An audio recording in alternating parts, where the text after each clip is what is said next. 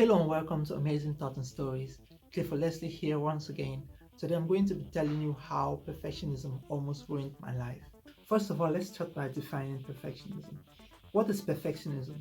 Perfectionism is most often defined as the need to be or to appear to be perfect, or even to believe that it is possible to achieve perfection. There are actually many signs you may be a perfectionist, but I'm going to list four of the most important.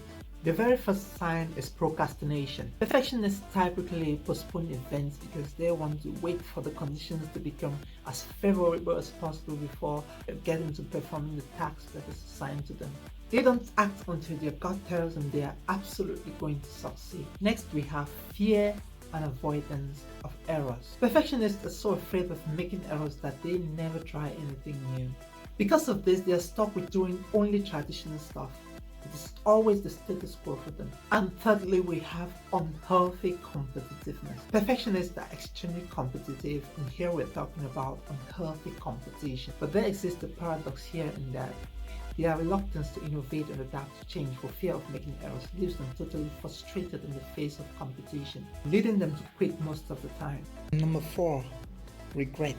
A perfectionist is very likely to spend many days and even months, sometimes even years, regretting a single error they made. Perfectionists are very unforgiving of themselves and dwell more on the past rather than looking forward to the future. By temperament, I'm an introvert and a perfectionist. But the truth is, not all perfectionism results from one's temperament.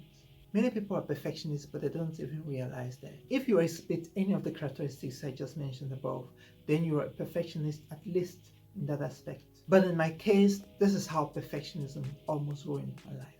As a young boy, I was very curious, always thinking and trying to figure out how things work. I would literally destroy electronic sets such as radios just to find out what the inside looks like. My mom would encourage me because unlike everyone else, she knew I was talented. I was also very good at pencil art, so one day my mom encouraged me to do a painting of the principal of my school, which I did, and I was handsomely rewarded for it.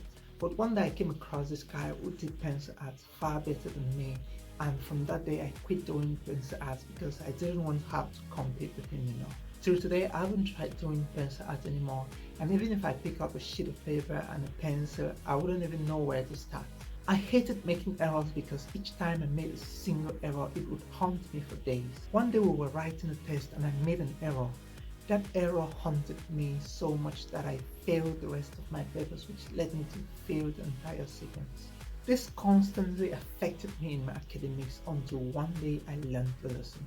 The lesson was this: errors are an integral part of learning. Error is not synonymous with failure, but we only fail when we fail to learn from our errors.